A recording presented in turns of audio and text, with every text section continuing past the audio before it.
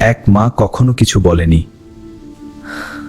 কিন্তু তার নীরব অভিমান একদিন এমনভাবে প্রকাশ পেল যা ছেলের জীবনটাই বদলে দিল। শাওন নামে এক ছেলে ছিল যে দিন দিন তার মায়ের থেকে দূরে সরে যাচ্ছিল।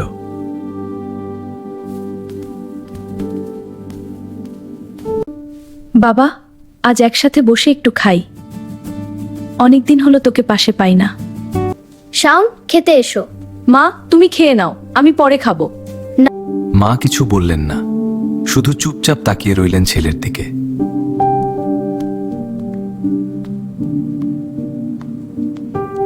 এভাবেই প্রতিদিন মা অপেক্ষা করতেন, কিন্তু সেই অপেক্ষা কখনো পূরণ হতো না।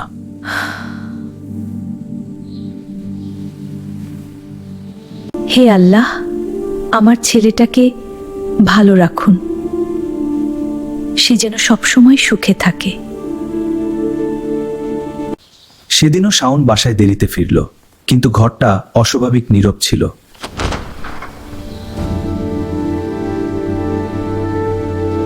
মা, তুমি কোথায়? আজ এত চুপচাপ কেন?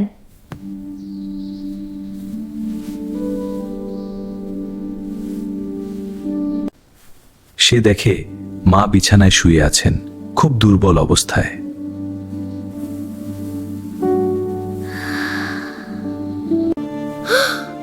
মা, তুমি আমাকে বলনি কেন? আমি তো কিছুই জানতাম না।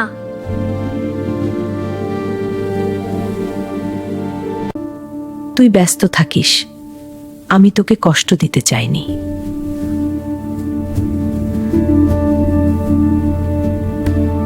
এই কথা শুনে শাওনের বুকটা ভেঙে গেল। সে নিজের ভুল বুঝতে পারল।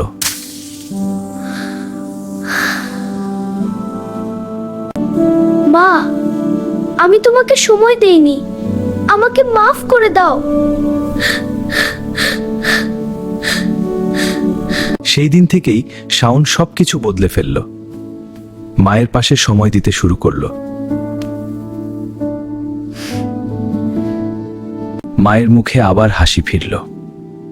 তার নীরব অভিমান ধীরে ধীরে মুছে গেল।